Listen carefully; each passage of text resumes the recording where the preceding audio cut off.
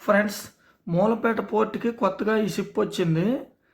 దీని వర్క్ ఏంటంటే సముద్రం లోతు చేసుకుంటూ ఆ ఇసుకంతా కూడా తను లోడ్ చేసుకొని సముద్రం మధ్యన మళ్ళీ ఆ ఇసుక వదిలి మళ్ళీ వస్తుందండి. మా షిప్ దగ్గరికి వెళ్దాం.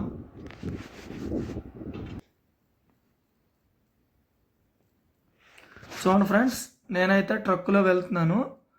ఆ చివరి వరకు వెళ్తున్నాను. చాలా రోడ్డు కొంచెం గదుకులుగా ఉంటుంది. అదిగోండి ఆ లాస్ట్లో పోర్ట్ ఉంది. ఇప్పుడు యాక్చువల్గా మనం సముద్రంలో ఉన్నటువంటి బ్రిడ్జి పై నుంచి వెళ్తున్నాము.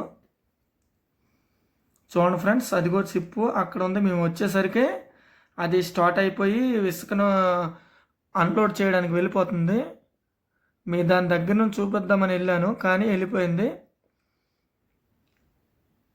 ఇదిగోండి అక్కడ దిగాను. సముద్రం అయితే చాలా ఫ్లోటింగ్లో ఉంటుంది.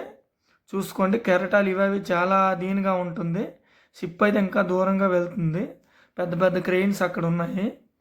అవి ఏంటంటే వచ్చిన లోడ్స్ అన్నీ కూడా అవి లైన్లో పెడతాయి.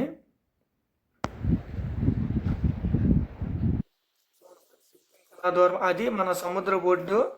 అదిగోండి పోర్టు అక్కడ ఉంది. ఇక్కడ చూడండి ఫ్రెండ్స్, సముద్రం అయితే ఫ్లోటింగ్ ఎక్కువ ఉంది.